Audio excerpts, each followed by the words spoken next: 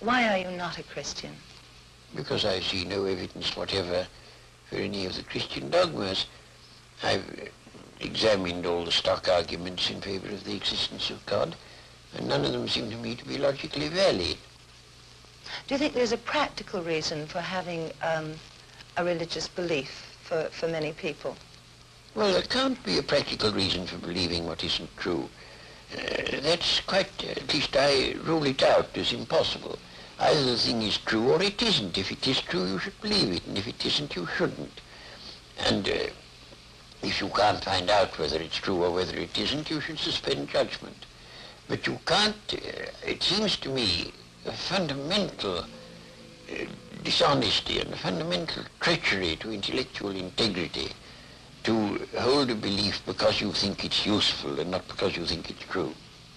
Well, I was thinking of those people who find that some kind of religious code helps them to live their lives. It gives them a very strict set of rules, the rights and the wrongs. Yes, but you know, those rules are generally quite mistaken. A great many of them do more harm than good. And they would probably be able to find a rational morality that they could live by if they dropped this irrational, traditional, taboo morality that comes down from savage ages. But are we, perhaps the ordinary person, perhaps isn't strong enough to find this own personal ethic? They have to have something imposed upon them from outside.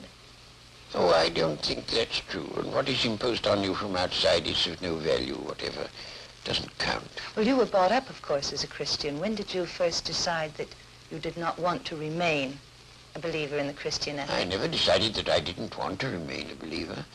I decided between the ages of 15 and 18, I spent almost all my spare time thinking about Christian dogmas and trying to find out whether there was any reason to believe them. And by the time I was 18, I discarded the last of them. Do you think that that gave you an extra strength in your life? Oh, I don't know. No, I shouldn't have said so. Neither extra strength nor the opposite.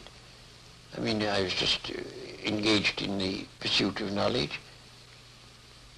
As you approach the end of life, do you have any fear of some kind of afterlife, or do you feel that that is just an impossibility? No, I think that's nonsense.